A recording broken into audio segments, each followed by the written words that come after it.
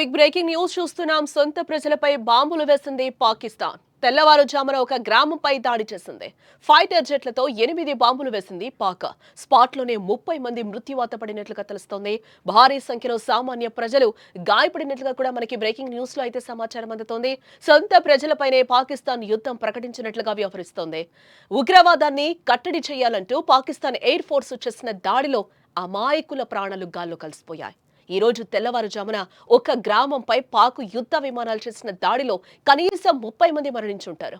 వారిలో చాలా మంది పిల్లలు, మహిళలే ఉన్నారు. భారీ సంఖ్యలో ప్రజలు గాయపడినట్లుగా కూడా స్థానిక మీడియాలో వార్తలైతే వస్తున్నాయి. ప్రస్తుతం ఖైబర్ పఖ్తూన్ఖ్వా ప్రాంతం శవాల దిబ్బగా కనిపిస్తోంది.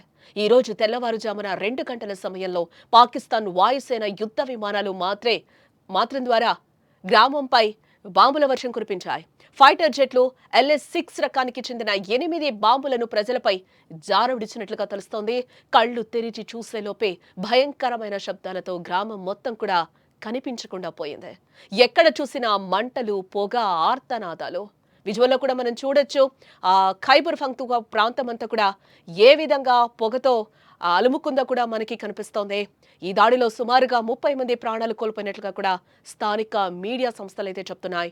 ఈ సంఖ్య ఇంకా పెరిగే అవకాశం లేకపోలేదు అని కూడా అక్కడున్న కొన్ని వర్గాలు అయితే చెప్తున్న పరిస్థితులు కనిపిస్తున్నాయి. ఈ దాడిలో పెద్ద సంఖ్యలో ప్రజలు, ముఖ్యంగా చిన్న పిల్లలు, మహిళలు తీవ్రంగా గాయపడినట్లుగా సమాచారం. వారంతా భయంతో ప్రాణాల కోసం అరుస్తూ పరుగులు పెట్టారు. కానీ అప్పటికే జరగాల్సిన నష్టం జరిగిపోయింది.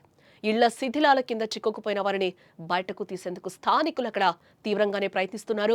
సహాయక బృందాలు కూడా ఆలస్యంగానే అక్కడికి చేరుకుంటున్న సిచ్యువేషన్స్ కనిపిస్తున్నాయి.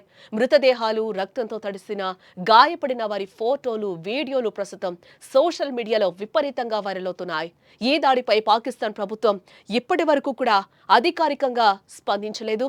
ఉగ్రవాద వ్యతిరేక ఆపరేషన్లలో భాగంగానే ఈ దాడులు జరిగాయని పాక్ ఆర్మీ వర్గాలైతే చెప్తున్నాయి. ఇలా పాకిస్తాన్లో ఉగ్రదాడులు, అంతర్గత కల్లోలాలు కొత్తేం కాదు.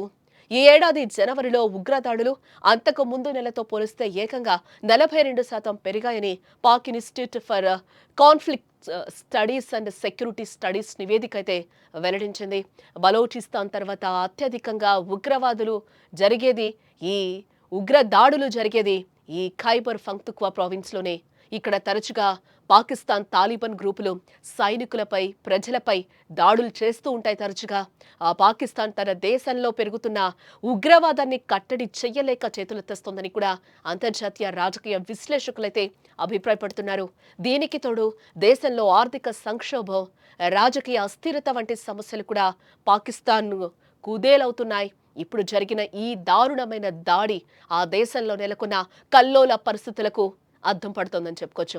సొంత దేశంలో ప్రజలు సురక్షితంగా లేకపోవడం, తమ ప్రభుత్వం తమను రక్షిస్తుందనే నమ్మకాన్ని కోల్పోవడం పాకిస్తాన్లో ప్రజల్లో కనిపిస్తోందని కూడా మనం ఇక్కడ చెప్పుకోక తప్పదు.